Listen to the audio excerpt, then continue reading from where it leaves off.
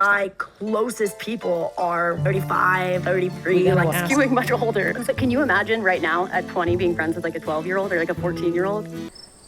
No, but Look at her. She paused because it literally made her brain flip, because whether or not she'll ever admit it to herself, she's like, hold up. Something is weird about that.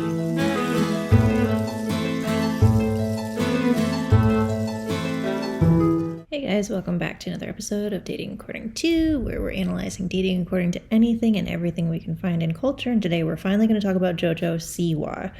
I was originally thinking of maybe doing a whole deep dive video on her, but decided, you know what, there's this interview that is far more informative than anything I could ever do, I personally think, and I don't even think she means for it to be that informative. So we're just going to watch it through. I'm going to speed it up a bit because I think the interview is over an hour, close to an hour long, and none of us need to be spending that much time here. But I'm just going to start it right now and we will see what happens. I'm not in my usual spot because my husband's working in the other room, so I'm just chilling on our lazy boy. And I'm not going to complain about that. So, okay, hi guys, my name is Shannon Beveridge. Welcome back to Exes and O's. Today I have the most iconic guest ever, JoJo Siwa. that's not true. It is so true. No, that is not true. You've had way more iconic people laying right here. You had way more. I'm so happy you're here, you guys. I'm sure you know At least JoJo she's Siwa, but humble. JoJo, you. I don't. Tell me who she is. I mean, we're still getting to know ourselves every day, right? It's too fast. I'm obsessed with Karma. I'm Thank obsessed. you. Also, I don't know if this is bad, but Kat played me a snippet of your new music too. Oh, God. And I wonder what she played so you. good. What is it called? Guilty. Yep. Yep. It's so good. I'm so excited. Wait for the video for that one. When is it coming out? That one won't be for a second. It's not next. Next we're putting out. I haven't talked about this yet, but whatever. I don't care. Next we're putting out one called Choose Your Fighter, and that one will come out like end of May, top of June. Okay. And then I would say like it's projected end of June, but I think it'll be top of July. Okay, For the big dog. Are you doing anything for- I was looking at comments, and it's just funny. Some people had a major issue with her saying top of, and I'm like, it's cute, it's funny, it's funky, whatever. Pride, like performances and stuff? Yeah, I actually am going to Pittsburgh Pride, London Pride, Fuck yeah. and Chicago Pride. Hell yeah. And LA Pride. I just got booked for LA Pride. Okay, you're gonna be everywhere. I'm going to explode. I'm so happy for you. That's so awesome. Brace for impact. People were freaking out about your performance. That was in Miami, right? Yeah, that was Miami Pride. That was wild. I didn't really know what to expect because, I mean, it was my first thing out of the gate since being a kid performer. Mm-hmm. And so I had my expectations from when I was a kid, Yeah. but I didn't know how many people went to Pride. I didn't know how it worked, if they came for my performance, if they came for the whole day. Like, Yeah. I didn't know anything. And so whatever, I go out on stage, I do my thing. I can only see to people. Yeah. Like, there is no break in people, but So something that I find really interesting, and I feel like I've maybe heard this said in the past, is people, I mean, like a lot of times when you hear people saying I in a lot of their conversation, obviously there's somebody who loves to talk about themselves, and we all love to talk about ourselves to an extent, but some people do it even more so, and I might turn a light on soon. But when she says I've noticed a lot of times she's like, like she really emphasizes the word, which is to me just kind of telling about just, she really finds herself very important, or tries to, at least. I think it's more of an effort than a belief. Oop. I don't think these numbers are as crazy as they were, but I get off stage and this guy comes up to me and he's like, you don't know who I am, but I am the president of Miami Pride. He's like, this is my event. I put all this on. And my mom was like, talk to him, JoJo, he has something to tell you. And I was like, oh, okay. And I was like, nice to meet you. You know what I mean? And I was like, thank you so much for having me. Like, this was unreal. So happy to be my first performance. And he was like, you have no idea. He said, your performance was the highest capacity we've ever had. No and I was way. like, no way, you're lying to me. He's like, I'm not lying to you. And he's like, I want to tell you how many people were here, but like, you're not gonna believe it. And I was like, tell me. And it was 55,000. And I was like, no way. Shut the fuck up. There's no way. That's There's crazy. no way. I couldn't believe it. He was like, that the biggest? So she's interesting, and I've noticed the same thing with Taylor Swift. When Taylor talks about her accomplishments, if there's a certain detail that she wants to make sure is included to make herself look pretty good, she will make sure that people know certain details. So JoJo made sure to mention the number of people at this performance. Hello, Thunder. Which I just find interesting that she was adamant on including that detail. But yeah. Like you've ever performed to? that's the biggest I've ever performed to. I did an arena tour, and so the biggest those crowds got were 17,000, 18,000, which is still a ton. I mean, yeah. It's a couple. It's just a few. But No, 55,000 55,000 people? at once is, I mean, that was, it was nutty. Like, I just remember, I didn't really know how to feel after the performance. I was kind of numb. And then I just started sobbing, and I was like, wow. That's amazing. Also, I feel like Yeah, so I absolutely wanted to pause it there. I find it fascinating. She's talked a couple times, and I think she will mention dissociating later. But being numb after a performance, I have no idea what it's like to perform in front of that many people. So maybe someone else who knows more about it can explain. But when I did theater in high school, I mean, there were certainly times where you'd get really into it. I'd get into a character, you get into a character, and you might not even be fully aware of everything you're doing because you're just so into the character. But like numb, to me, was a very concerning phrase for her to use. And she says it throughout different interviews where she becomes a different person and she's not fully mentally present. And if she was someone who had fully chosen this career for herself, I really wouldn't be too worried about it because I'm sure part of that does go with performing. But because this career really was chosen for her, I get more and more worried as she goes on about this that it's actually a trauma response that she doesn't recognize. So yeah, just kind of want to put that out there. Oh my gosh. the reception to that performance was awesome. People were really, really proud of you. Thank you. It was exactly what I wanted it to be. You know what I mean? I wanted people to talk about it. I wanted people to be like, well, what is she doing? I wanted people to just word mouth. And I mean, people are definitely talking about you, I feel like. Yep. You feel like literally, I feel like I can't go on like TikTok and not see someone saying something about you. Just making a cake on my face or just something. How are you? How am I? Yeah. I am good. Yeah? No, I'm good. I've definitely gone through my don't phases really of believe being okay, being not okay. I'm good. I'm chilling. I'm happy. I'm working a lot right now. We're working on what's coming up next, and it's fueling my fire. Yeah. You know, I got to remember that I asked for this. I asked for people to talk. I didn't care if it was good talk. I didn't care if it was bad talk, but I wanted people to talk. Yeah, and that's another crucial part is she's the epitome of any attention's good attention, even if it's negative and people dislike her, at least it's attention. And I really do believe that she's been trained to solve life's problems with working harder rather than actually like talking through them and figuring out what might be wrong, just work harder. So that really worries me for her. But And it's working. I mean, it's for sure working. People are talking. But I also am like, I feel like people do not remember that you're 20 years old. For sure, no. Like, I really don't think they do, which is crazy because I feel like for so long, everyone was kind of like almost like infantilizing you, like being like you were like 15, even though you were 18. Yeah, it's But terrifying. now you're 20 and people are like, why is JoJo acting like you're She's 20? Yeah, You're 20. yeah. They made a joke on SNL the other night. Yeah, I did see that. Yeah, and they made fun of oops, I accidentally sped it up there. Yeah, and that was something, I mean, I've been aware of JoJo. I haven't known much about her, but I've been aware of her for quite a while. And I was always so confused as to why, even as a full-grown teenager, she still had the bow in her hair and all of that. And I think it was just, I would not be surprised at all. And I made a video about her mom. I would highly encourage you to watch it, not just because it benefits me, you know, with trying to get monetized eventually, but because I really did pour my heart and soul into really studying her mom. And her mom is a fascinating character. I didn't plan on doing a video about her mom. I realized to understand JoJo, I had to understand her mom. And her mom just, it explains everything. And I really believe that her mom had this vision in her head of, I'm going to have this little girl star dancer who she probably wished she always had been herself. But she probably didn't plan beyond what happens when my little girl turns into an adult. My little girl can't be a little girl star dancer when she's an adult. And I think that it just became very awkward for JoJo and her team and whatever to know, okay, what do we do now? She's still wearing a bow on her head, but she's a teenager and this is weird. And we certainly don't want to cater to the crowd with this. So I think now we're seeing them attempting to kick her into adulthood in her presentation style, but it's not working because it's not genuine, because no one probably really had a plan for how do we now create an adult version of this person that we've touted as this fun, bright, cheery child star that should never have happened, and we'll get into that. But yeah, anyway, sorry for rambling. me for 3.5 minutes, but I thought it was hilarious. And also, like, the biggest fucking honor to be made fun of on SNL. Like, that's an honor. I mean, I totally. I'll take it. But, and also, I feel like, I mean, yeah, I guess it does. It feels like making fun of you for sure, right?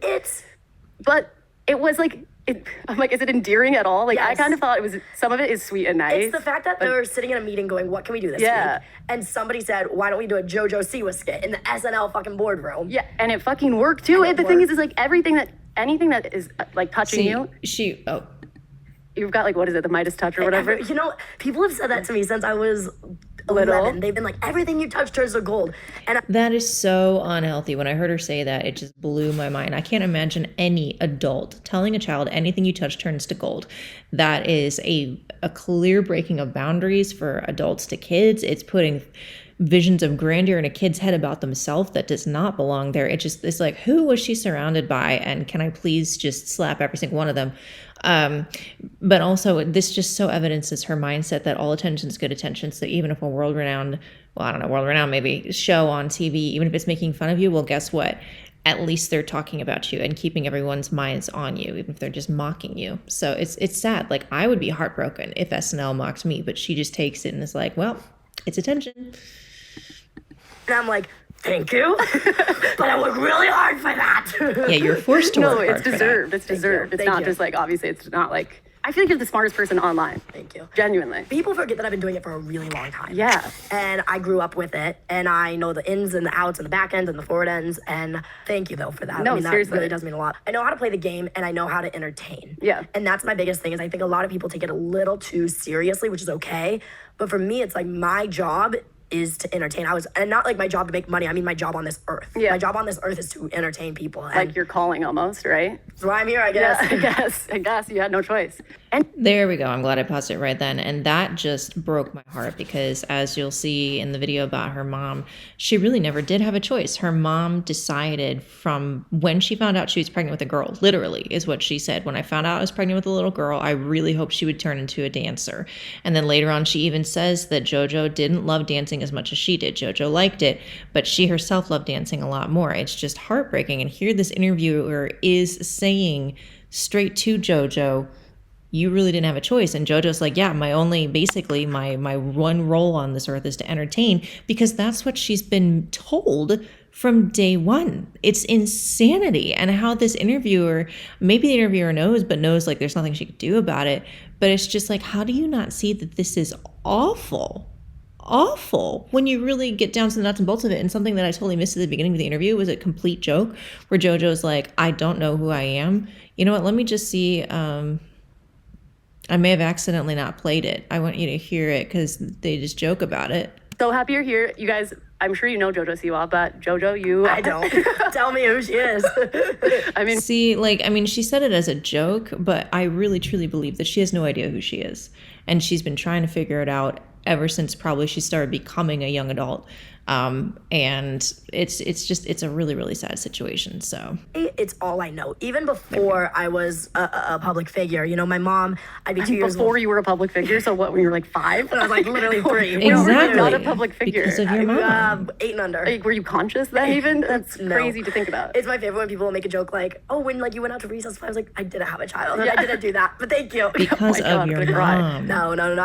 I had Unique. a different, unique, very unnormal, but good. You know, Yeah, like, we're yeah. gonna be I where I mean, am Not without it. good. Look where you are now. But Yeah, I look just where you wonder, are. like, She is has it like no an idea who she intuitiveness? is. Like, what is it that makes you understand that, like, all the feedback, you can't take it all to heart, or you just like compartmentalizing everything into different parts all the time? Oh, I came up with somehow to help myself this morning. I think I'm good at dissociating. Yeah, that Like makes I'm good sense. at putting it out there and then moving on and whatever happens, you know what I mean? Yeah, totally. And I think one of the reasons with Karma specifically, how I was okay to just kind of like keep it pushing was because I was already working on an next project. Got it, yeah. It was See, like the week like I before said, now, Karma. I mean, in that phrase, she was using dissociating in a slightly different term, so I get it. But still, it's just she's learned to work. Don't focus on the bad. If something doesn't go well, just keep pushing to try to get to the place where people like you. Like, and if they don't like you, then oh well. And I'm gonna go turn a light on because Came out, we started working on that song that Kat played you. And I was like, well, good luck, Karma. Hope you do good. You know what I Yeah. mean? I think I'm good at, disassociating literally is the word. Well, you're also busy as fuck. I'm busy as shit. So it's like, okay, this thing is done, and now I'm art, but it's not 'Cause done. You're never that's- done. You're You're never always done. working on something else. One thing, that I kind of had to swallow over the last few years and really learn about myself is it never goes away for me. You know what I mean? There is no end. There is no 7 to 9. There's no In general, as an influencer, I mean, your career is selling your life. Yeah, you're literally giving up your life. And once I kind of realized that, I stopped treating my job, essentially a career, as a job, or job as a career. I started treating my job as my life, and my career as my life, because I realized there is no end. There is no Yeah, they're blend. change. They are the I mean, and she's making it sound like this sort of healthy realization that she's okay with, but it's so not healthy. It is her realizing I'm never going to have normalcy. I'm never going to have complete stability because of this life that was given to me. I didn't ever choose this. So I'm just going to have to put up with basically being a form of myself. I mean, she says later that she's never plays a character, but she's kind of always been a character. And there's a part of her brain, whether or not she can recognize it, that's basically learning, I will have to play this character of the JoJo performer person 24/7 for the rest of my life. And that's how I'm going to handle this dissonance in my brain, which is heartbreaking. It's the same, you know what I mean? Especially when you have like Snapchat and TikTok and Instagram and and you're promoting a music video, but like you're also on the side, like literally just being like, and this is what I ate for dinner. It's like, oh my God. That's what's interesting is there's not really a model or a mold of influencer and artist. Do you feel like, I mean, we have a big age gap. I'm 32, you're 20. 12 years. It's nothing crazy. Nah. No, but I felt like huge. when I was growing up, my representation was pretty limited as far as queerness goes, especially like, I mean, I feel bad because I feel like Ellen almost gets like a shit end of the stick because everyone's always like, all I had was Ellen. I'm like, okay, well, she's awesome. She's but awesome. I just never wanted to dress or look like her, you know? Yeah. Do you feel like you had significantly more like representation at your age than? It's interesting because I think now it's more visible. Like I know now who is there, but I didn't really realize, I guess, how many people there were, how many LGBTQ people there were that I love now, but when I was straight. Or before I came out. My best friend, who ended up becoming my first girlfriend, she was the first person that I realized she was gay. And I asked her if she was gay, and she said no. And I was like, Classic. yeah, right. Classic. Come talk to me in 6 months. She came out to me as bisexual 6 months later, and I was like, yeah, right. Come to me in 6 more months. 6 more months, she became my girlfriend. And she was the first person for me that I was like, if I think it's okay for her to be gay, it's okay for me to be gay. And then once I realized I had feelings for her, I was like, uh-oh. Yeah, that story, I've heard it before, and it always confused me because JoJo is taking this weird authoritarian role of, I'm going to tell you what you really are, regardless of what you think or what you've processed previously. I know better, and I'm going to wait for you to catch up. It was just so bizarre, especially as she claims that she didn't know her own sexuality at that time, but she's presuming to know another person's. I don't understand that mindset at all. And I think a lot of all the decisions we see her making that don't make sense, that seem very concerning on many levels, I think it really comes from the fact that she's never had a normal baseline of anything. She's never had a normal baseline of family, of people around her in her business world, of friends, of relationships. She's had nothing to actually understand this is healthy. And so for her in her first relationship to not even know her own sexuality, and then to tell someone else what their sexuality is and wait for them to catch up and then decide to date them after they figure, it's all like just the control and the arrogance is mind-blowing, but I think it's just because she's never had stability. Shit. But I never cared if I was going to fall for a girl or a boy. I always said from the time I was little, I was like, whoever I fall for, great. But I didn't have anyone besides her at the time to look at and be like, oh, wow. Yeah, so you were pulling from like a real life inspiration rather than looking at people online. But now that I've been more aware of online and more aware, it's I mean, the G's, the Fletchers, there's so... Yeah, you've been like introduced to a new audience or a new... But I'm like, if I would have known G before I came out, like I would have been like, oh, that's me. Yeah. Even if I would have known of G when I came out, I would have dressed like this a whole hell of a lot sooner. Do you think, really? That's so true. I feel like it's so... Ambiance. It's different because there's so many more queer people to look at that I feel like, if anything, maybe it just normalized being queer for you. That part. More than being like, I really look up to this one person. It's just like, oh, gay people exist. Gay people exist. And like, it's okay to experiment and be different and be out there and be yourself. And I think for me, I didn't know how I wanted to look. I knew that for like public appearances and stuff, like if I'm performing, I like to look feminine. Like I don't like to look mask when I'm on stage. But if it's a music video or a day-to-day, like I like to feel like this, or a TV show shoot, I like to feel like this. And I didn't know, my mom does all my wardrobe. And I didn't know how to explain to her, like, So yeah, I mean, her mom makes all of her decisions for her, including her wardrobe. And I just found this part of the conversation so interesting because she prefers to be more feminine on stage and then more masculine in everyday life at this point. And I don't understand the psychology behind all of that, but I would presume that because it's been basically etched into her DNA that she wears the bows and the sparkles and the girly stuff on stage, and on stage is what gives her her value. I don't believe that, but that's what she's been told and internalized by force. I think there probably is a subconscious part of her brain that equates feminism to love and success and acceptance. And that's probably why she prefers to dress like that on stage, but she's far more comfortable in what a lot of people would agree are more comfortable clothes. How I was like wanting to look like. So then finally when G came into my life, I was like, well, I wonder what G wears on carpets. And then I looked and I was like, this is what I've been trying to see. And so like, I think for me, it was more just like, you know what I mean? Yeah, totally. Style. Also, you're 20. So I feel like your style's going to change again, times. like more and more and more and more. I mean, I went from the most feminine girl you would have ever met when I was 18. Yeah. Did you feel feminine in those outfits and stuff though? I hated it. I loved my costumes on Dancing with the Stars, but then after I went to like People's Choice with this beautiful pink dress, and like, I guess I was just in that phase. Yeah. But I hated it. I was the girl that was running around the concrete barefoot and like made my mom hold the heels because I didn't even want to be seen holding them. And that's fine. And I'll just restate what I had said earlier. So I don't know much about what it's like to be in the LGBTQ community, so I don't want to be insensitive, but I just don't understand the concept of how do I dress to show my sexuality? Like, as a straight woman, I don't dress to show that I'm straight. I dress how I like to dress. So in my mind, it's kind of like, regardless of where your sexuality is, what makes the most sense to me is if you prefer to wear, you know, guys' t-shirts and either guys' pants or pants that aren't overtly feminine and a ball cap, or just throw your hair up however and like never wear makeup or jewelry, or, you know, more manly jewelry, like whatever. Like, if you want to do that, if you feel more comfortable in that, do that. I don't feel like you should feel like you have to figure out a version of that if you're more of a mask presenting lesbian. And I also get worried that as these trends and expectations with social media of how people in each different camp tends to look, I feel like as these trends become more solidified, then fully straight women that do prefer to wear the guy t-shirts and this whatever kind of pants or shorts and ball caps, all of a sudden it's going to be like, well, shoot, if I'm not trying to tell the world that I'm a lesbian, does that mean I can't wear those things anymore? Like, I don't understand the mindset of how do I make sure to look like the right type of lesbian that I am. Just dress how you want and be a lesbian. It's kind of how I feel. I don't know. Oops.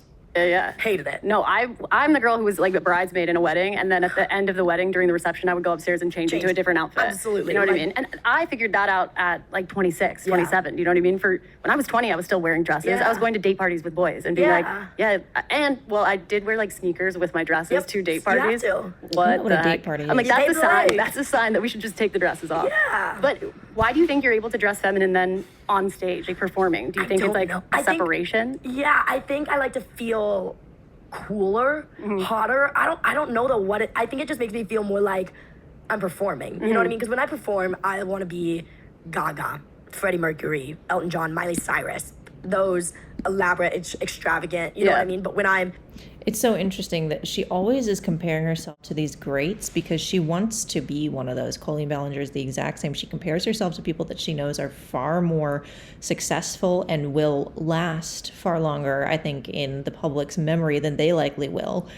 I think both Colleen and JoJo hate the idea of not being as great as these other people and not remembered as long. So they try to put their name in there with the mix of what they're aiming for. And it comes off as so tone deaf. I mean, sorry, JoJo, but you're not them. You're not ever going to be them because it's not in her character. It's not in her branding. It's not in her history. It's not in her story. And that's just the unfortunate way it is. I mean, she's huge, successfully, but she's not them. And so it's just funny that she always puts herself in with them. Training, rehearsing, chilling, podcasting, TV showing. That's when I want to be G. You know what I mean? Yeah. Also, I feel like you talk a lot about like JoJo versus Joelle. I do. Do you feel like JoJo is the performer? For sure. Yeah. For sure. I feel like when I'm on stage, it is a different human. I tried to explain this to my best friend because she had never seen me on stage, and I was like, I can't explain it. I was like, you'll see. Yeah. Like the 7 minutes that we're out there, like it will not be me. I don't know who it is. I don't know who takes over. But like, I feel like that's like a common phenomenon, I think, for artists, right? It's also I feel like you kind of almost have to do something like that to protect yourself. I think so. You know what I mean? It's like, just kind of like black out almost. And separate so that you can like protect who you really are. For sure. But that must be complicated, and I obviously very interesting psychology. I never really thought about having to protect your real self, but in my mind, it's like if your career forces you to have a protective measure every time you do the most important part of your career, then it's not a good career. Like, I understand performing, like, yes, of course, there's an element that's not true to yourself, sort of, but you shouldn't have to black out basically to survive it. And the fact that JoJo talks about blacking out and dissociating, it's all very concerning. It doesn't sound healthy at all to me, especially given her story. watched your podcast and I've listened to things you've talked about, but that must be difficult when you're dating. There's the sirens. I knew that it's a very interesting conversation, and I think where I've actually messed up in the past is having the straight up conversation. And I try to bring it up at the beginning. There's two things that I try to bring up at the beginning. It's that and it's kids. And not the kid conversation like, hey, are you ready to have kids with me? I know it's a second date, but like, are you ready? More so just like, oh yeah, I want to have kids in the next 3 years. Like, I love kids. I can't wait to have them. 3 years? When you're 23? Oh yeah. Like that's Well, you're like, about to be 21, right? Yeah, this month? Congrats. But yeah, like I've wanted when you're babies. 24, you want a baby. Oh yeah, 100%. It's very common for girls. I think she's going to say in a second, like ever since she was 12, or maybe she already did say it, ever since she was 12, she wanted to have kids. And I think that's a very common age for girls to realize they do want to be moms. So I don't want to judge that, but I think a lot of people have been very concerned over the fact that JoJo is very immature in how she handles herself in relationships and just her presentation of herself. And yet she wants kids. It's just concerning, especially when you consider some of the people she's okay with being around. I think she's just never learned the actual art of discernment. She sees herself as being relatively mature. She sees herself as someone who has matured even more. She'll mention that in a bit. And I think she's been forced to be professional for so long that in the professional realm, she's probably very hardworking compared to others. She's probably very driven compared to others at her age and stage. But professional and personal are not the same. And she's extremely young personally. And I lost my train of thought. But yeah, just wanting kids while acting like a very young child is concerning. Even sooner if I could. Like Do you think there's any chance that changes? For sure. Yeah. I mean, look, never say never. I always joke around. I'm like, I've planned 3 weddings. I will never, ever plan another one until there is a ring on my finger. Like, I think that's smart. Yeah. I think that's like, smart. we have done a lot of things too premature, for sure.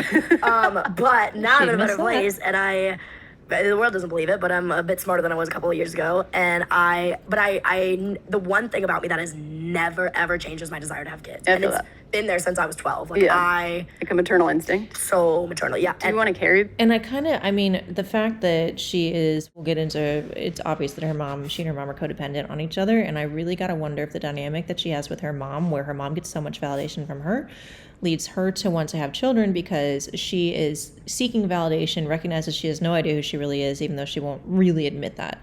And probably part of her wants to find herself in having kids, I personally think is part of the drive for her.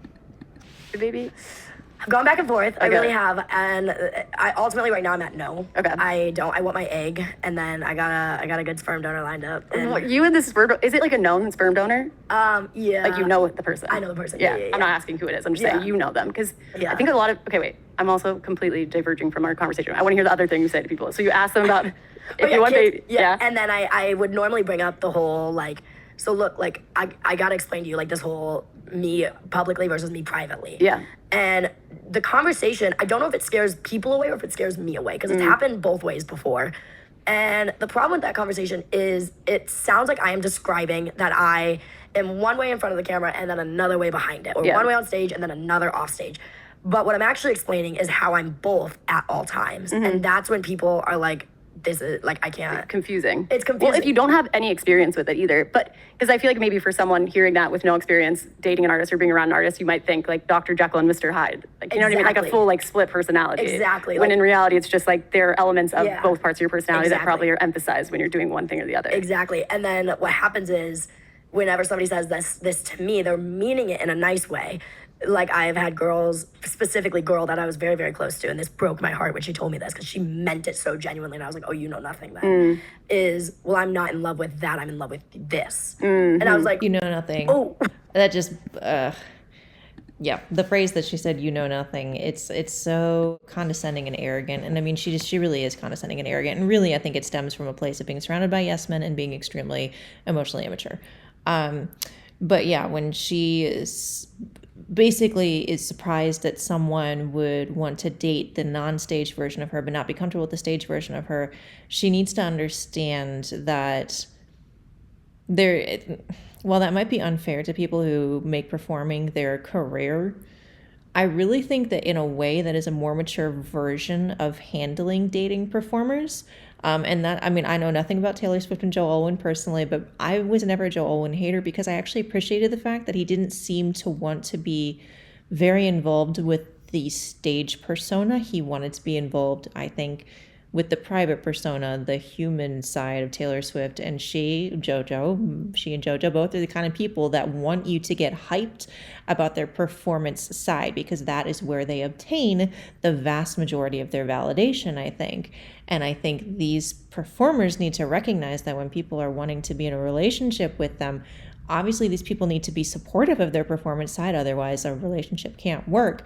But if they're saying, hey, I like your performance side, I mean, good for you, but that's not the you I'm dating, I'm not pursuing that, I separate that from the real you, I really think those people are pursuing something that can be more long-term than if they're pursuing the stage version of someone along with their real life, because the stage is just pretend.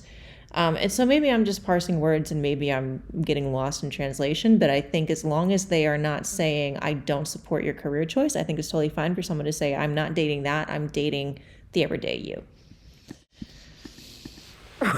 But meaning that they don't love me publicly, they love me privately. And they did mean it like, I love all of you. Yeah, but like your career doesn't affect the way that I love you. But then I was like, I made them very much so clarify what they meant before I took it to heart. And they literally meant like, I don't love you when you are public JoJo Siwa. I love you when you're private JoJo Siwa. And I was like, oh, that's never gonna work. Yeah. Because then it's a conversation of, that's where she gets her validation. I don't want my kids to be in the public eye. And I'm like, well, that sucks. Because even if I don't even if you don't post anything about your kids, like, it almost makes it worse. If you have like paparazzi following you, you're already... And I don't want to exploit my kids. That's never gonna be but I'm so public. Okay, if you don't want to exploit your kids, then absolutely, if you do have children, and I hope she doesn't have children for a very long time, don't freaking drive around in a car with your face plastered all over it. End of story. That they will, I'm not gonna not take them to Target with me. You know what I mean? And so I've had to have like those type of realizations of like, when I was little, I was friends with this YouTuber family, and they vlogged every day of their life, and very known YouTuber family. And I asked them, I said, how do you vlog without getting embarrassed around people? Because like I find it so, I can't do it. And they said, if you know us and you're hanging out with us, you know that you're gonna be on our vlog. If you are willingly to hang out with us, you know that you're gonna be on our vlog. And that just is what it is. We're not using you, we just film our daily life. And I sort of, after I had the last JoJo conversation with the last girl that I talked to before where I'm at now, I was like, I don't want to have this conversation again. I was like, because it does just need to be like, you just know if you know, and if you don't, you don't. And if you get it, you get it. And if you don't, you don't. And that's also okay. And I'm in a great place now. Well, the positive thing is there are people who will understand that, because I know from experience, obviously I dated someone who... You did? Yeah, but you know, like there is like a separation of like, even she's talked about it, I think, and stuff. I think we talked about it on my podcast, I just can't remember. But there's like Carrie and there's Fletcher, or like my roommate is Zolita and there's Zoe, you know? But they are the same person, but there are like bigger characteristics and stuff. I think, I feel like people would maybe get themselves like in a slippery slope dating you by thinking it's like an... I think some people feel special when they get to know a side of you that other people don't get to know. Yes. So I feel like maybe someone would say to you like, "Oh, I'm in love with Joelle," but that's because you're the only one who knows them. Do you know? So they like feel special because of that. But you're like, "But I'm both people." But you get both. Yeah. And both. I love both. Yeah, and also I think that it's a test. Okay, so she did say as long as they love both, and I think that's really the crux of it all. I mean, they can't be dating JoJo and not support her career at all. But I don't think there's anything wrong with enjoying knowing the real version when everyone else only knows the stage version. I think there is something really special and beautiful about that, and I would assume that's kind of where Joe Alwyn fell into things, and that really annoyed Taylor. Anyway, I don't know. I have no idea how any of that worked. To the fact that you're proud of who you are. So you're like, I'm proud of who JoJo is and who I am at my house. So like for you to only love one of those people means you're not proud of me the way I'm proud of myself. Yeah, and they both need each other. Like when I am on stage, even though I am this JoJo, it's the Joelle that puts in the work for it. It's the Joelle that is like, go harder, go more full out. Like, why aren't you fucking singing? Like, move your mouth a little bit. Come on, get some vocals out. Like, I don't care if you're hot and tired. Like, come on, kid, find it. And then when I am at home laying in... when she said find it, I was like, that has to be a phrase that she heard in all of her dance mom years, or whatever. And find it. Like, that's so scary to tell a kid. Like, reach into yourself even though you're suffering and make yourself be the performer that you need to be. It's just... the trauma she's been through. Bed, doing nothing and being a lazy pile. It's JoJo that's like, hey, bitch, if you're going to perform in 2 days, you better get up and start practicing. You know what I mean? And then Joelle is like, let's go. Like, no, but it's real. But it's also, I think those people, I think like as time goes on too, people have a tendency either to lean into one or the other, or like you'll meld together completely at some point. But I'll be curious to see what happens. And you're literally 20. It's so weird. Like, it's so weird. I think about the artists that I love and idolize, and I'm like, damn, they really hit their big break at 26, 27, 28. And I'm like, fuck, I got a long way to go. Yeah, you're so young. Do you feel a long way? Do you have any fears around like, you know, the classic like child star tropes and stuff? Like, you're turning 21. Are you? Drugs like, crazy? I mean, do you think about that? Luckily, I'm terrified of my mother. Okay. And she's the best human in the world. My mom is genuinely the greatest human. But I know if I ever did something stupid, she would not have it with me. I would not be surprised if her mom does have certain standards that she's raised her kids under that are good standards outside of everything that is her mom. But also, if JoJo does something to ruin her career, it ruins not only everyone's career because her family relies on her own career to fund them, it ruins JoJo's mom's view of herself because JoJo's mom, Jesselyn, has wrapped her entire identity in JoJo's success. Just watch the video. It's insane. So JoJo fails, Jesselyn fails, and that is so not okay. I think... or like, how do you keep yourself from having a legit breakdown? I honestly accredit it to the people around me. I've always surrounded myself with people older than me. When I was 13, my best friends were 22. Now that I'm 20, my best friends are 30. Like, that's weird. That is my friend group. And I think that the best thing for me is I only surround myself, because I have a very addictive personality. I have a very loyal personality. And so I know that if I get into something, I'm going to stay into it. It's going to get bad. So I know that I can't even start it. But I just met this friend, and we've gotten very, very close. And I told her, I was like, damn, I'm so happy that I met you out of your party phase. Because if we met in your party phase, we would have never been a thing. Like, we would have never been able to be friends because I wouldn't. You can't be around that. I couldn't be around that even as a friend. And I've had to have conversations with friends where I'm like, hey, we're so close. I love you, but we can't be this close right now because of what you're doing. I know myself if I'm around it, and I don't. And so that's why I choose to make my best friends like my older people. And good for her for knowing her boundaries. I mean, that's important to know if you've got an addictive personality, that you got to set boundaries with people to not get yourself into those negative things. But at the same time, I also would imagine that she can have these bizarre relationships with way older people because she doesn't know relational boundaries well. And that really worries me for her. Do people ever think like that's like a red flag that your friends are so much older? Or like, people do, and it actually blows my mind. And I've gotten a lot of shit for social media, and so have they. Like, literally one of my best friends in the entire world is a 30-year-old straight man and public figure. We met on Special Forces, Tyler Cameron, and I fucking love this guy with my whole entire heart. What is a 20-year-old gay JoJo Siwa being best friends with Tyler Cameron? Why are you guys? That's weird. Okay. Like, because she does not understand relational boundaries. It is biting her in the butt. It's going to continue biting her in the butt. It's, what is that man doing hanging out with her?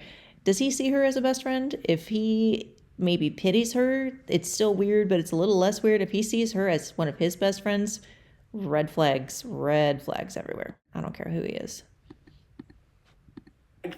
I know. Okay, like, it's like, what do you say exactly? But I think that's like an industry situation also. And it's just like, you bond with who you bond with. And like, even when I was a kid and my best friends were way older than me, it wasn't like I had, here's what I would say. If I had all 21-year-old friends right now and one 30-year-old, that would be weird.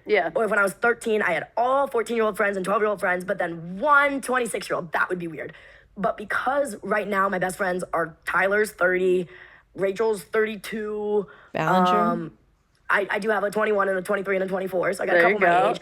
But my closest people are, there's another one that's 35. Ballinger? Jen, I think, is 33. Like, that's... you're skewing much older. I'm skewing much older, and it's all of my friends. Yeah. You know what I mean? But can you imagine right now at 20 being friends I think she's in a situation where she doesn't know boundaries, so she has created a version of normal for herself that's not normal, and she prides herself in the fact that all her friends are older than her because she tells herself that means she's much more mature, rather than the fact that she does not understand normalcy and she's actually harming herself with this. But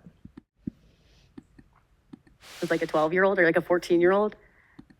No, but if I'm just curious. I'm like, no, yeah, it's very strange. It's one of those things that's like you just had to be so there. I cut that off at a bad. Because We gotta watch my that. closest people are. There's another one that's 35.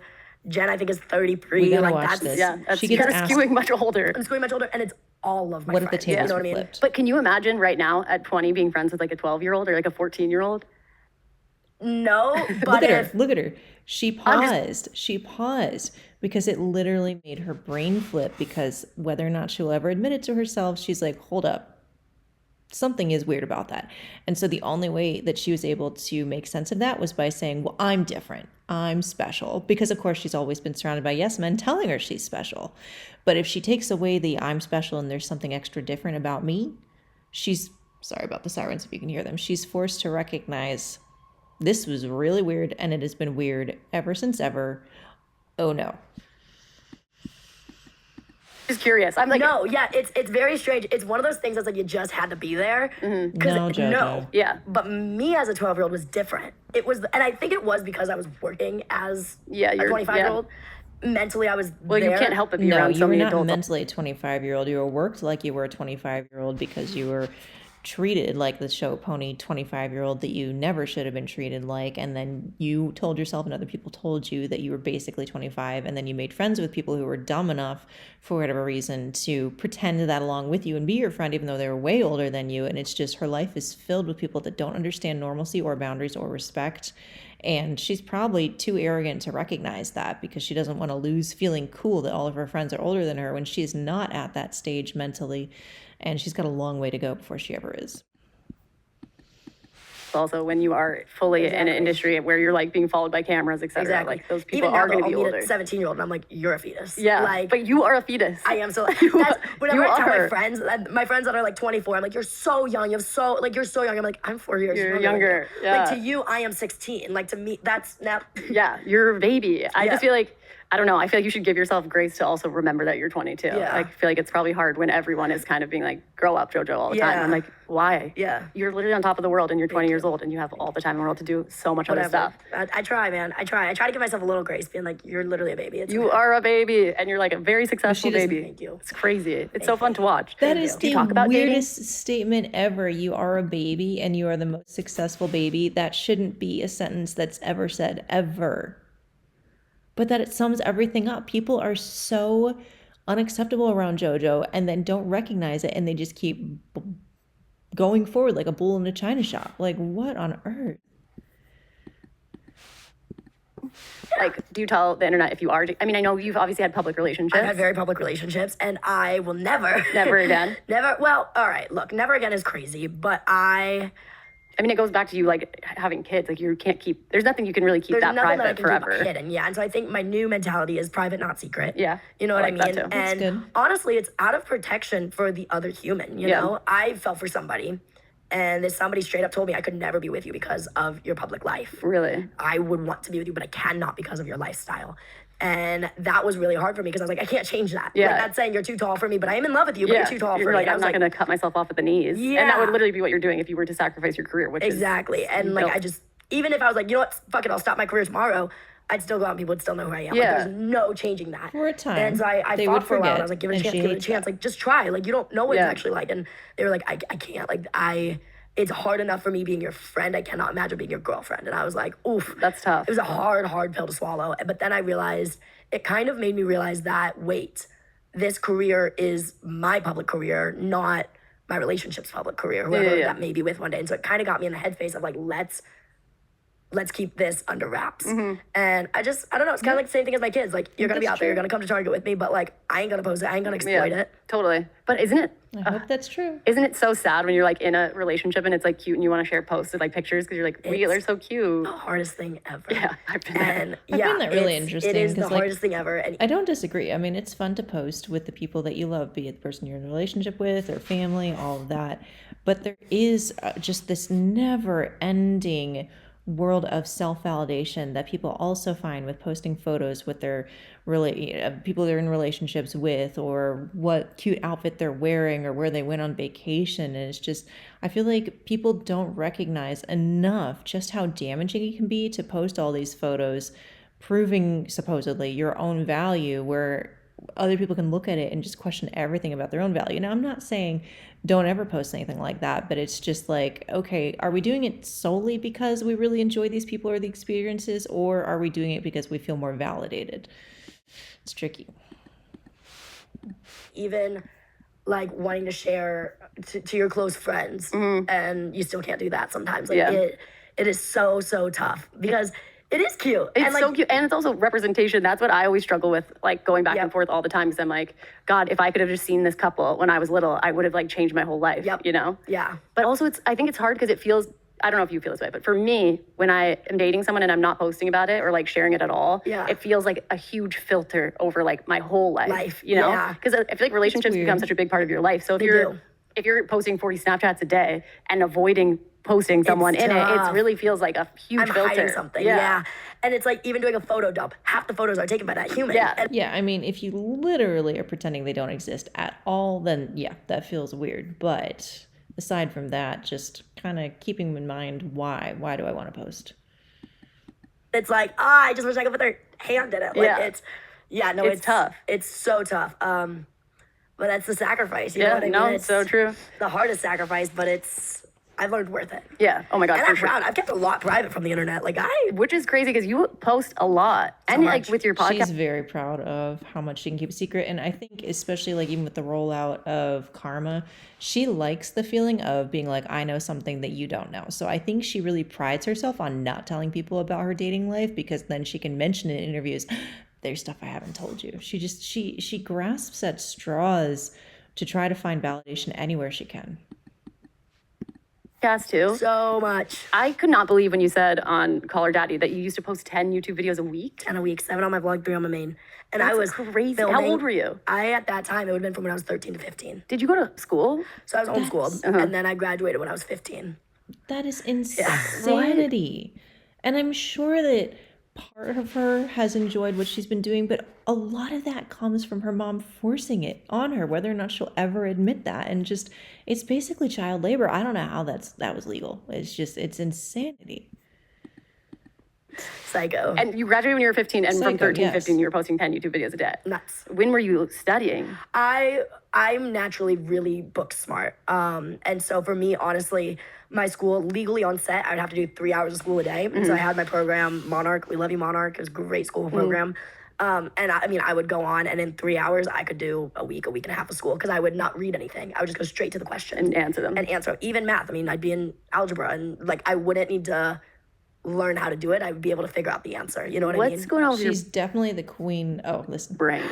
Cut me open and examine it. We need to study you. Something is going on. Something is going on. She definitely loves humble bragging. She will humble brag anytime she can, just like I was kind of saying. And I'm curious if any of this is untrue or if it's all true, because if it's all true, it means that she's brilliant but stunted, which is a terrible place to be. And I'm sure it's probably true for a lot of child actors and child performers. So... going on. Okay, I also love that you said in that interview that you were like, the one thing that people wouldn't expect is that you are making decisions on your own, basically, right? Like, do you have a team of people? Obviously, I know, because you're signed to Columbia. Yes, Columbia's my label. Yeah. I do. I have my label. I have my agent. But honestly, the team, my mom and I, is the team. It's the team, yeah. We decide everything. I decide everything, and then she makes it happen. That's But the we have this problem. joke. Came up with it in the last week. I was like, we are the team. No one else is the team, Mom. You and I are the team. And I was like, we're like a baseball team. You're the pitcher, and I'm the catcher. That's all you need. And she was like, yeah, because like I throw it, and then you run to the outfield really fast, and then throw it back to me at home plate. I was like, no.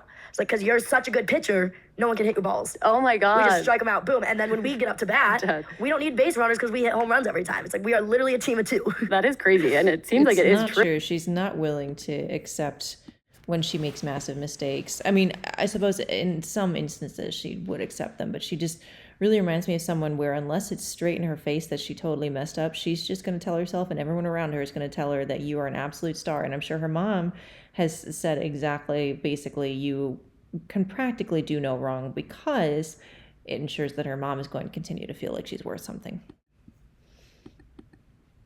True. I mean, look, if it didn't work, we would not be this No, far. obviously. Something we're doing is Yeah, working. but do you have a complicated relationship then with your mom as like a mom compared Yes. to a business partner? Very much so. Our relationship just is what it is. And I've had a lot of people come into my life and be like, yo, your relationship with your mom is not Normal. Like, that's not okay. And I'd be like, yo, you just gotta go with it, because it's not normal. Same way my schooling life wasn't normal. Yeah. Same way my life isn't normal. I was like, but it is our normal. It is our Totally. like, and you That is her brain trying to accept a terrible reality, which is my mom manipulated me and used me ever since she got pregnant with me. So instead of being able to face that, which would probably make any of us fall into a puddle of tears for a month, she says, it is what it is. Our dynamic is what it's going to be. It is fine. I am fine. We are successful. I know it's not normal, but just got to deal with it and roll with it. And that's not true. But she's making it true because that's the only way she can survive what would inevitably be extreme pain.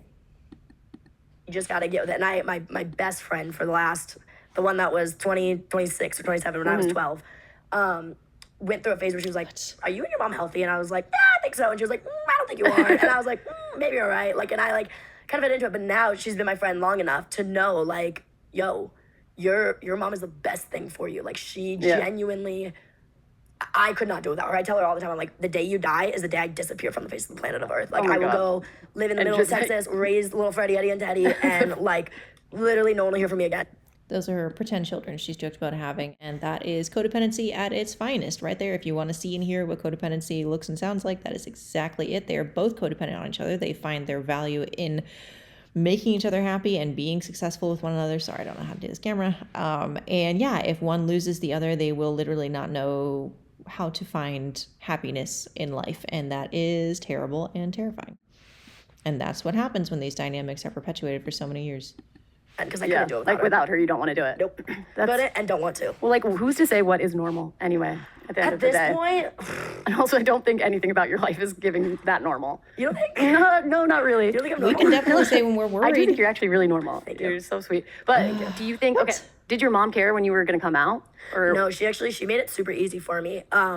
She said she kind of knew. Yeah, Like, she was when like, you were I've younger. known since you were like 13. And I was like, no. And she was like, you never liked boys. You never were into it. Everyone had crushes and you like made up one to have one. And I was like, okay, valid.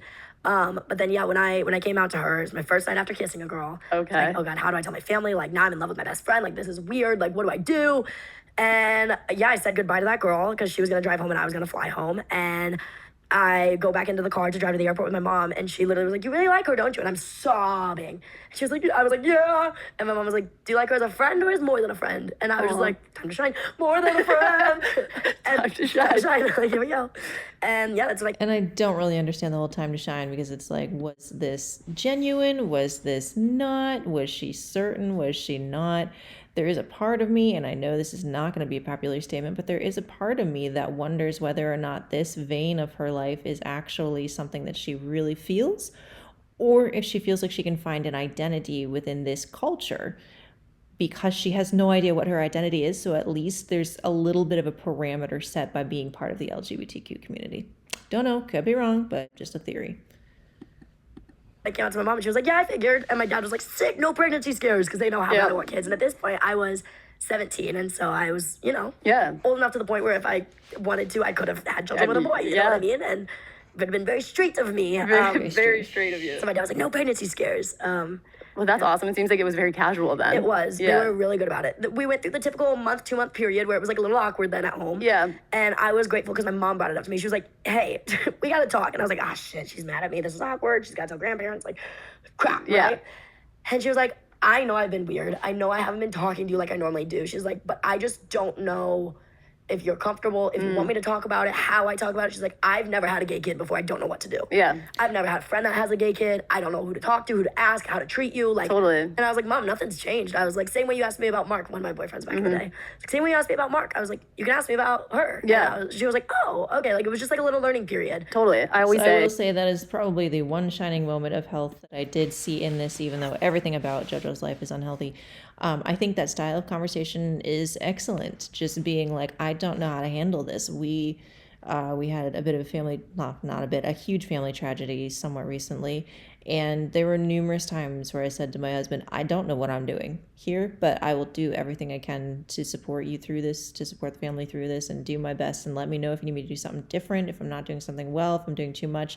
I don't know what I'm doing. And I think it's great to be able to have that kind of transparency with people of like, I don't know how to do this, but you can help me and guide me with what works best for you, and then I'll do it, rather than just pretending that we know or trying to figure it out without asking and hoping we're doing it right. If we're really confused by something, just go to the people that we are interacting with and being like, I don't know what I'm doing. Help me.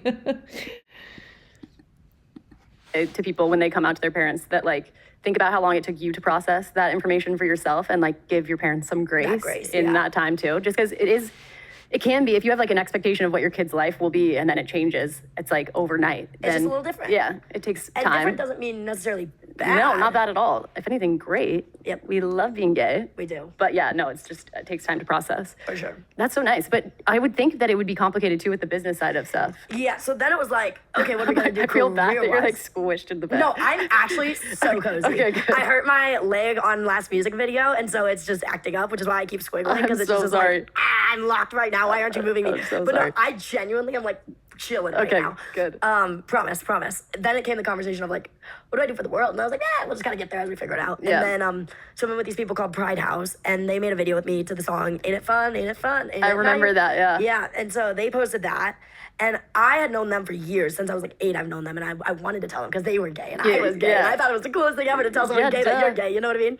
And I was so excited to tell them. And they never really asked. I don't and I never really really had an opportunity to understand tell that. them. It's So I did. like, does it feel like you're joining a club? Because it's just like, I mean, I know at this stage of the world's existence, being straight is considered to be the normal thing, and then everything else is considered to be more of a separate culture, subculture. And I know people are hoping that it's not seen that way in the future.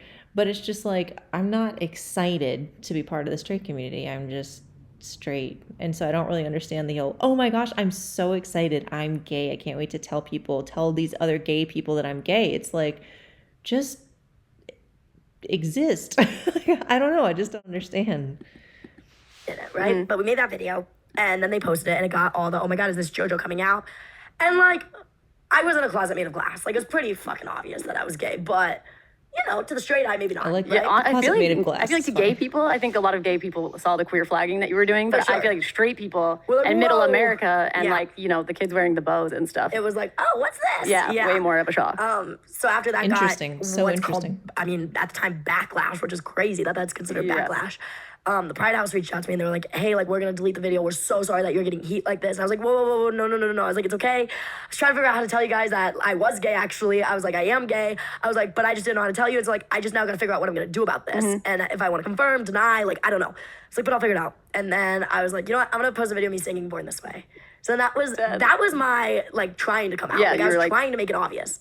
But it still Still wasn't obvious going enough. over people's heads. Still wasn't obvious enough. So then to tell my close friends, I posted the picture of the best gay cousin ever shirt. I posted that on my close friend's story, and all my friends were on it, and they were stoked and whatever, fine. And then one night at like 3 a.m, I was on FaceTime with my girlfriend, and I was like, this was maybe like 2 weeks after. I just don't was like, understand the whole like trying to kind of hint at things. If this is something that is so important to you, then just state it outright. Don't try to hint and be like, oh shoot, they didn't get the hint. Let me try this other little subtle thing and see if the world gets the hint. And part of me thinks is because she is her own biggest hype woman, as people would say. And I think she wanted it to happen in such a way that people were like, oh my gosh, did you see? And then everyone else get excited without her having to do all of that versus her being like, hey, world, get excited. I think in this instance, at least, she wanted the world to be the one starting the excitement rather than her own self. And they kept not doing that. So she kept being like, oh no, what else do I need to do to get them all excited about this?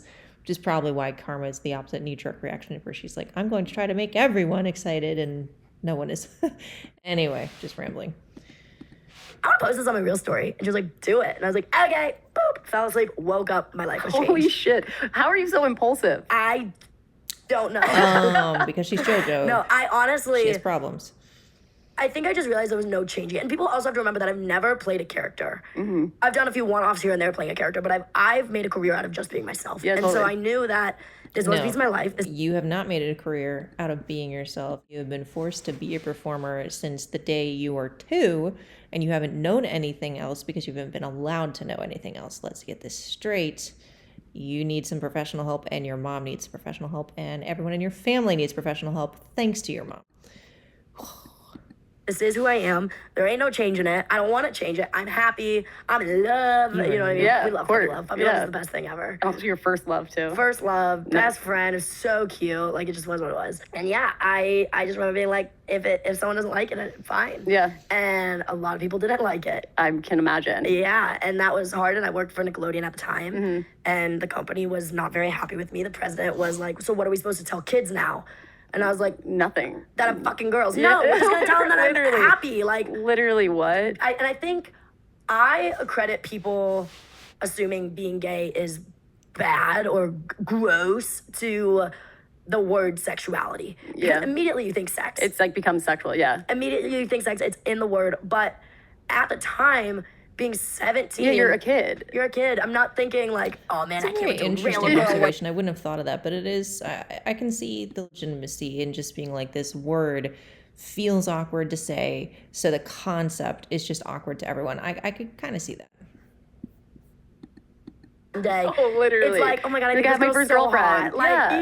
yeah, it's no different than Cinderella and Prince Charming. It's Like, literally no different than if you had your first boyfriend. It's no different. Exactly. But yeah, it no does get girl assumes sexualized. what Cinderella is thinking about Prince Charming, Yeah, right? I'm no. sure Cinderella and Prince Charming are adults. I'm sure we know what they do when the castle closes, Yeah, right? But for sure. You have ruined yeah, Cinderella. no one for thinks me. about that. You know what I No. mean? And so I think me coming out, I look at 17-year-olds now and 17-year-old child stars now, and I'm like, wow, that's where I was when I came out. And I'm not much older now. I'm 3 years older than I was then. But I'm like, damn, like I That was so brave. did something. Yeah, Yeah, you really did. I really did my big one. And No, you should be so she proud of tries yourself. so I think hard that to was feel important. and the way you went about it, it seems like I don't know, I think if there's one obviously really positive quality about you, it's that you don't have shame or like and I think some people use that to make fun of you. Like Yeah. yes and Yeah, she needs more shame, but that's because she needs people in her life that will actually be honest with her and not be yes people. And she needs to understand what actual grounding is because she's never had it. I mean, how do you have any of these mature, healthy aspects to yourself when you've just lived in a literal bubble practically your entire life? It's impossible. But yeah, she doesn't have shame. In some ways, maybe that could be a positive in some situations for some people if they're just willing to make a fool of themselves. But for her, she needs more shame. A lot more of it. else get and stuff. But I think when it comes to your queerness, that's like the coolest thing ever, Yeah. that you have no shame about that. Thank And you. that you like figured it out and then you're like, okay, I'm gonna tell people. Yeah. And like, yeah, it could have gone so differently if you Totally. had carried more shame about who you are. Totally. I think one of the things that I've realized most about my career is 2% of my life is public, realistically, right? And so people only know what I show them. Yeah. And so if I show people the shameless, the positive, the confident, that's what they take from me and that's what they gain from me. I don't understand. If she's saying that only 2% of it is public, then how is it that it's such a big deal if someone says, I am dating you for your private side, not your public image? I don't get it. But anyway. If I show them me having a fucking breakdown over my body, like no one, like that's not what the world wants. You know what Yeah. I mean? And so I've learned that even though I behind closed doors might think one way about myself, feel one way about something, that whatever I show the world, that's gonna inspire them to feel one way. You know what I mean? It's the same way Lady Gaga says, I'm on the right track, baby, I was born to survive. Like, man, I hear those lyrics and that's in a 3-minute song. When I hear that song and I'm like, my mama told me I was a superstar when I was young. You know what I mean? Like, this, you take those this song lyrics, about you. literally, right? Yeah, because that's what her mom told her. She's been forced to be this star ever since ever. I can't say it enough times. It just breaks my heart for her. I don't like JoJo, but my heart is absolutely broken for her. And I mean, I think the interviewer is about to say this. It's like, because JoJo has been so formulated in such a formulaic way to be this performer, it's like she will admit to weaknesses here and there, but it's like she's basically believed that the best version of someone to the best version to be the best version of yourself to present is someone who is happy and doesn't have problems. And it's like, no, especially in today's day and age where I think people are finally starting to realize we've got to be honest with each other. We can't keep putting on these facades and pretending everything's okay. In this day and age, if you want to be a happy, peppy performer on stage, great, do it. But if you have a rough day, don't pretend that you never have those, because people need to see that. Even, I mean, there's a balance. Obviously, you don't want to overshare your life, but people need to know that it's okay to not be okay, and it's okay to have rough mental days, and it's okay to feel sickly and to have no motivation. Like, that's normal. So for her to say, yeah, I have these off moments, but if I present myself as this really happy person, I'm going to help other people be happy. Momentarily, sure, but realistically, that's not what the world needs right now, ever.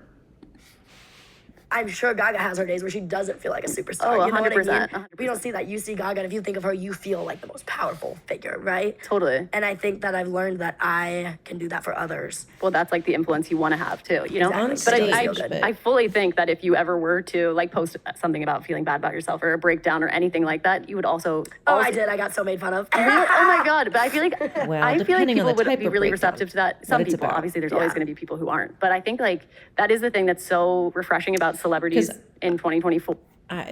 Sorry, I keep cutting this off. I don't think she wants to accept the fact that she gets made fun of a lot because she seems very tone deaf and very immature and very selfish. If she actually shared a more honest, raw, humble side of herself, people would respond well to that. That's the only reason they're not responding well to her. We are fully actualized people. Like, you are a fully real person with dimension, and you don't have to be perfect all the time. And like, it is so empowering it's empowering for a 12-year-old to see a person being queer and not ashamed at all. But there's also like an element of, I think it's okay. I think it's good when I share times where I feel like, am I still internalized homophobia for myself, you know? Just because it's like, these things are all normal. I don't understand that. That's you very just want to feel interesting. normal. Yeah, totally. Everyone wants to feel normal. And the funny thing is there's no such thing. No, at all. But I also feel like the internet hasn't really been that kind to you in creating a space that would make you feel comfortable being vulnerable like that. It's interesting. It's no matter what I do, no matter what I say. I was laughing about this today. I was like, damn, the way that I ordered my Starbucks got hated. I literally am in the drive-thru and it's a video of me on Snapchat being like, hi there, could I please get a brown sugar? And people will stitch it and be like, hi there. And it's like you can't win. I can't win. I had a speech impediment when I was probably 9 to 15 is probably when it like kind of fixed itself. Even maybe 16. I was a little old, but fine. Like, So this is just another example of her being blind to herself, and I know this could come off as a bit unkind, but I don't care. Her speech impediment isn't gone. It is better. It's not gone. There are words that she'll say, even in this interview, if you listen, there are times where she will full on say a W for an R. It's probably when she's really focusing on something else, or maybe if she's tired or excited. Same as I imagine when people have an accent, like if someone's from the South and they've learned to speak with less of a Southern accent, but once they get around their family members or once they get really mad, they'll slip back into it. I'm sure it's the same as JoJo with her speech impediment. It's not gone.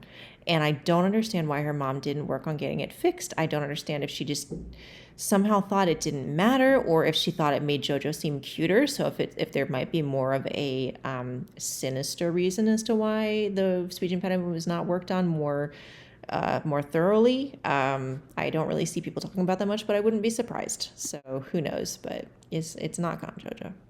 No, and they still on SNL do my impression with that impediment. You know what I mean? Which I kind of thought was kind of fucked up. You know, but it was fine. Yeah. Is it? I learned that I can take it. Yeah. And I came up with this fucked up way for me to feel good about being bullied, and it works. And so I keep it in my back pocket. But I say that, like, look, and this isn't to SNL, this is just to general. If Susie is bullying Emily at school, right? I don't know if Emily can handle it. But now all of a sudden Susie is like, dream guest on my podcast, I'm JoJo Siwa. And Susie starts making fun of me on social media. she's not going to bully Emily anymore because it's not fun anymore for her to bully Emily. And so I know that I can take it. I know Susie can bully me as much as she wants, and I am going to be fine, but I don't know if Emily would be fine. You know what I mean? And so it's, in a weird way, I'm like, I'm saving Emily's life. You know what I mean? Well, that's admirable. It's no, that's not admirable. It's very odd and immature, and it's her trying to combat the pain she's feeling with people making fun of her by finding a way to make herself the champion. And so she's now suddenly turning herself into the champion of other people that have been bullied who won't be bullied now because she will on their behalf. It's not a healthy way to view things. It's not a humble or mature way to view things. Oh my goodness, she's so interesting. For you to be a punching bag for all I'll take it, man. everyone everywhere, but also I hope you know you also don't deserve that. Thank you. I've got good people around me. True. Yeah, and for like sure. hearing that from people like you, hearing that from people like G, hearing that from people like Tyler, like having real legit people in the industry be honest with me always gives me the little bit of, because everyone needs reassurance. Yeah, every once in a while, 100%. including me. And so it does give me the little bit of reassurance that it's like, I don't know how you thought of me before I came in here, but I know we have a really good mutual friend. And so I was like, she's probably gotta feel decently about me. Oh my God, right? I feel Like, great about you. You probably gotta have like a little bit of like, she's not this fucking lunatic, right? No. But it's like now you've gotten to talk to me for an hour, and so now I know like you can kind of see through my holes. You know what I mean? Yeah. And it's like there's normal in me. Yeah, of course. Just Also, gotta if dig for people it. want to see it, they'll see it. If Yeah. some people are committed to misunderstanding you. Totally. And that will always be the case. And I am down. Like I am Yeah. here to entertain, and Yeah, that is how yeah, you're yeah. entertained. Be my guest. I know, I'm like, See, it's just that's her response to fear and difficulty and pain relating to her character and her career is I'm going to self-sabotage by saying it's fine, it's worth it, all attention's good attention, and I'm meant to be an entertainer, so I'm entertaining and I will just keep working harder. It's all about deflection. It's not about introspection and actual growth. It's so sad. I admire you so much. I don't know that I could handle everything that you go through. Also, I want to say, I feel like it's interesting because I feel like the internet as a whole has not always been so kind to you. No. I think the thing that's been most disappointing to me with the internet is watching the queer community not be that kind to you. Yeah. And like really dogging on you for things that I would love to see every queer person's like outfits that they were wearing at their peak of trying to figure out what they want to Yeah. wear. Do you know what I mean? And I know what I was wearing. Like, My Yeah. favorite is when people started. I may have spoken too soon, and I do apologize if I reference things that they didn't say yet because I listened to this once, so I'm forgetting what order of things happened. But I don't understand the mindset of now that I'm part of the queer community, how am I going to dress? It's like you dress how you want to dress. It doesn't matter who you're in love with. That's my opinion. I know it probably comes from a place of not understanding, but like make it make sense to me. I just don't get it. come at me for dressing like G. Yeah. And I was like, that's what we all do. By the way, that's what we all Everyone do. That's does. what we all do. I was dressing like Kristen Stewart. I was Yes. looking up what she was Like, wearing, you dressing find like who you wanna her. be and you look like yeah, and straight people do that. Gay people do that. it's so normal. and but gay people, we have to do it almost Yeah. more because we have so little, Why? like, what do we wear to look cool? Like, Right. you have to search and figure it gotta out. figure it out, and you gotta also, go through trial and fucking error. awesome of you What to are be you like, wearing to look cool? What you wear is whatever you want to wear. Whoever you think looks cool, dress like that within reason. Like it doesn't matter who you're in love with. I just don't get it. like so transparently, like, I look up to G Flip. I want to dress like G Flip. literally, the first time I got that comment, I literally was like, people notice. Yes. Like I was like, goal achieved, baby. I did it. I Like, know, that's I good. was I so feel like proud. I was so proud. I was like, I did it. I did it. You I did. look like them. I did it. that's so cute. That's the thing. It's like, I just wish people would watch your journey and find all the ways that it's endearing, Yeah. rather than trying to poke every hole that they can. Yeah. And like, you are like a punching bag that, and I'm sure, honestly, some of that's probably people's own internalized homophobia. Yeah. You know what I mean? I'm really lucky. I have a guy around me. He's my choreographer and creative director, and his name is Richie Jackson. Mm-hmm. And this man is best human in the world, most brilliant human. I credit so much to him, and my life would be very different without him. He has been with Lady Gaga as her choreographer and creative director for the last decade and a half. Mm-hmm. And so he was with her through all of the phases, Mm-hmm. through the that's a girl with a dick phase, through the, what do they call her, hermaphrodite, like, Yeah, like they attacked Gaga, the queer community did. Yep. I remember seeing those kind of headlines and I can't lie. I was also very curious, like, oh, is that true? But looking back, I can't imagine what it was like to be her at that time. That would have been so humiliating. Yeah. Oh my word. Can't even imagine. And she obviously, I mean, anybody can see, like, any human would struggle a little bit with that, right? Oh, yeah. But the stories that he's told me and the things that they have talked about together, he all the time is like, I've never seen history repeat itself like this. Like, he's, and that gives me, like, just, again, that little bit of reassurance that I'm like, Gaga went through this shit. MJ went through this shit. Like, if that's what it takes, maybe I'm in. You know what I mean? Totally. Yeah, but there she is. She starts comparing herself with people whose careers and legacies are going to be far greater than hers, and she cannot stand that. And so she's trying to basically name drop her way into relevancy, and that's not how this works. You gotta, there's so many, I mean, I don't even understand how it all works, but I know it begins with some level of self-awareness and humility, and she does not have that.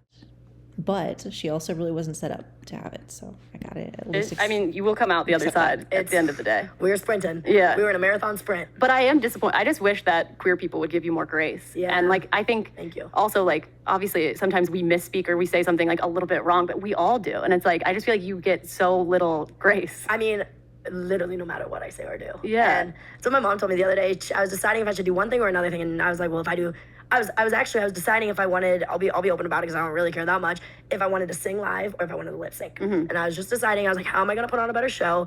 What's gonna keep my body healthier? I was telling you earlier, I have tonsil problems right now.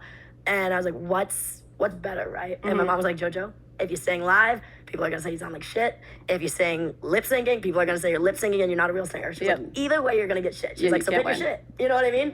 This sounds like really, I mean, maybe honest, but really cruel advice. Like a parent telling you, yeah, people are gonna tell you suck if you sing live. Like, maybe it's true, but it's their dynamic is bizarre. I do not understand it at all. True. And I think that, like, honestly helped me with a lot more than just that choice. It helped me be like, what do I want to wear today? Well, if I wear this, people are going to say that. If I wear this, people are going to say that. Okay, I'll just wear this. Like, that's so true. Yeah. It's so true. Yeah, but do you also feel love dress how you like want to dress. online? Do you feel like you have like a community of people who really like support and lift you up? No, of course not. Not online. I have the exact career that I wanted. Whether people like it or not. My analytics show how many people watch my things from the For You page and how many people search my name, click on my page, and watch my video. Fuck yeah. And to get people to do that is impossible. And I definitely feel love, but from the people around me. Yeah. They keep me happy, they keep me positive, and they keep me pushing. And like I said before, my job on this earth is to entertain, and people are entertained. People are definitely. See, we keep coming back to that, and I mean, it's kind of been a realization I've just been having with this reaction is her stiff upper lip reaction is what happens when she doesn't want to let pain and disappointment get her off her, what she defines as her A game. So when things are hurtful and difficult in her career, in her personal life, she just says, well, I'm here to entertain. I'm going to entertain. I might not be liked. I might be completely hated online, but I'm here to entertain. I'm going to entertain until the day I die. That's her reaction rather than how did I get there? Is it somewhat deserved? Are there things I should work on in myself? Is my life healthy? Is my relationship with my mom actually healthy? Sorry, I can't speak. It's just, I'm going to entertain the end. Entertained. People are definitely entertained. And it's just getting started. Oh my God, we did these 2 new music videos, and I haven't seen a cut yet. I'm supposed to see a cut of one of them today, but watching just like the little bits of playback, and then going back and watching Karma. Karma sucks. No way. It is so bad compared to the new 2. I couldn't even watch it. It was like painful to watch, and I mean, Karma was my baby. Karma is my baby. She's I was just so saying proud that of this because no video, one so liked proud it. of these photos, so proud of these looks. Yeah. Now I look at it and I'm like, that's what I thought was good. Like, that's because your standards are already. No. I mean, the new stuff is just like blown Karma out of the water, and so now I'm like, I don't care what people say about Karma. I got this new shit to look at. Like, okay, She's well, I marketing thought Karma now. was She amazing, doesn't and I believe watched that. it right up, and I was like, fuck yeah, this is awesome. Thank you. Was that scary to do like the girl on girl like scene kind of thing? Yes and no. It definitely. I needed to be with someone that I trusted. Yeah. For sure, especially for that first. Because I, had never. You've never had like a female co-star, right? No, Yeah. and like never even just been that. Raunchy. Raunchy is a great word. Raunchy. Publicly. And so I was like, here we go. Like, good luck. And luckily in the Karma video, I had a girl that felt very safe with, and she felt very safe with. And I mean, we laughed and we giggled. And the other girl in Karma who plays my girlfriend, her name is Malia, and she's one of my best friends in the whole wide world. Cool. So just a safe environment. I keep it really safe. Yeah. And I keep it very comfortable for everybody, especially when we're learning it. Because it's, it's a lot. You're on top of each other, you're grinding, you're licking, you're touching. Like, there's a lot happening. The lick. Okay. The lick is crazy. Unintentional. What? So me and Malia have been best friends. That's Malia. We've been best friends for a few years now. And we have this like running joke that she's in love with me, and it's like it's a joke, but it's not really a joke, but it's a joke, and like we like poke at it. So we're doing the kite shot, and we just ran the whole song, me singing straight to her face, and the whole time how I was does one dying. have a professional relationship with someone where you're like, you're in love with me? No, I'm not. Well, actually, you are. Well, we're just gonna keep joking about it because we know you are. Like, what? Laughing, and Richie's there like, kiss her neck, lick her, get closer, whisper in her ear, troops. Like, that's Richie's job, right? I'm dead, yeah. All of a sudden, I get the edit of the video, and we see her lick my neck. Yeah. Neither of us remember it. You don't remember it Richie happening? doesn't remember it. We can't find it in playback. Like, no one remembers the neck lick, but it's one of the most iconic moments. It's there. But I will say, we were watching Karma back, and she's in the new music videos as well, and so we were watching Karma back, and we were like, damn, we thought that lick neck was something. Neck lick was something. Like, we really thought we did it. Yeah, you did it. Did I say lick neck? Lick neck. That neck lick. Neck lick. It sounds like a crazy thing to say in general. So are the next ones, are they also like very adult feeling? Or Very. Very? More so? Very. Is there dancing? Very. Yeah, okay. I wanted, it was hard to figure out how am I going to get people to keep talking. Yeah. All right? I was like, fuck, we really went there with Karma. We got people talking. Now how are we going to keep them talking? Because that is her shot at relevancy, and she wants so badly to not be seen as just this little girl, and she wants so badly to have this incredible image change like Miley Cyrus, because she always compares herself to Miley. And so if people stop talking as much, then that's not going to be possible. Those things can't happen. So she's obsessed with keeping people talking. She's gotten into a stage of life where she decides not to care if people hate her as long as they're talking, which is so not healthy or mature. And yeah, it's just, oh my goodness, I wish something would happen where she was forced to step away from her career and actually process things away from her family, especially her mom, and just learn what being a real adult really means, rather than this ridiculous version of adult that she's trying to pretend to be and is just so excited over that's not real at all. And I had a vision for what song I wanted to come next, and my label had a different vision. And I was like, all right, gotta pick what hill I want to die on here. Mm-hmm. And so I ended up going with their idea for the second song, and then we went to mine for the third because it'll be a little bit bigger of a look. And I genuinely was like, all right, how am I gonna make this second song?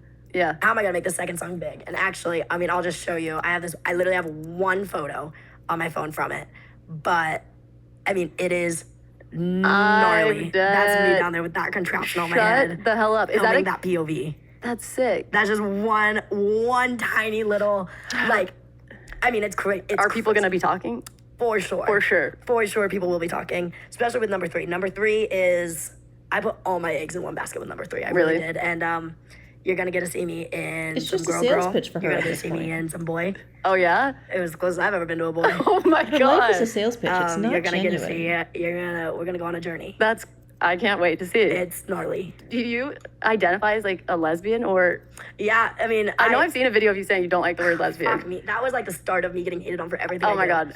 A lot of people have said that before, by the way. Said that, and also, here's the thing for me. Lesbian is just a mouthful. It's definitely a word. It is better for me to just say, I'm gay. Yeah, like, I mean, also, no one gets to tell you how you are not allowed to identify. All I said one day is I didn't like the word. I That know. is it. And fuck me. Apparently I hate all lesbians. I'm like, okay, so I hate myself No, then. yeah. No, not the point. Also, that is such a common, that is a common thing and like part of a lot of lesbians' journeys.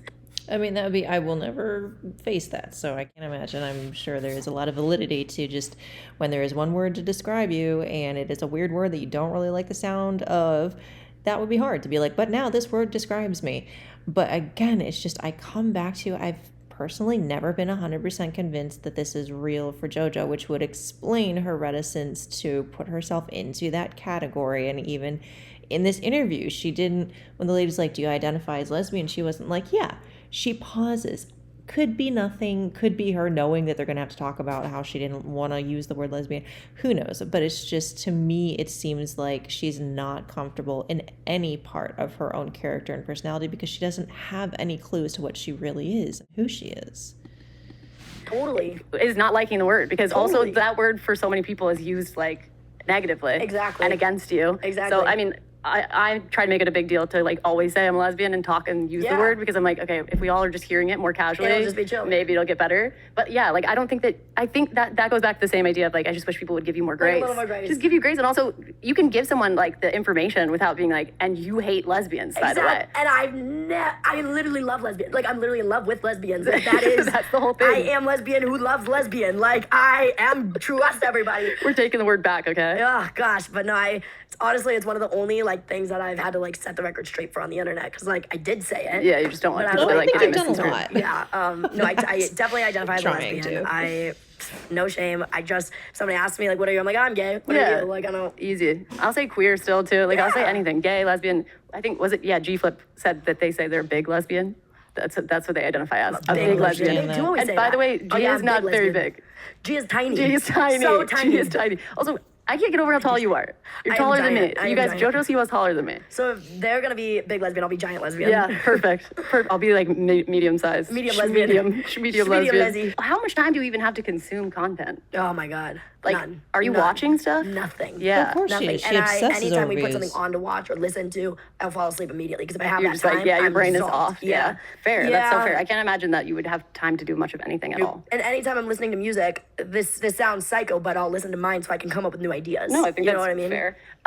Okay, last. She is so obsessed with proving herself. She listens to her own music. I don't know if she says it in this interview or if it was a different one, but whenever she releases something, she obsesses over the view count, is constantly watching the views, is constantly watching the comments.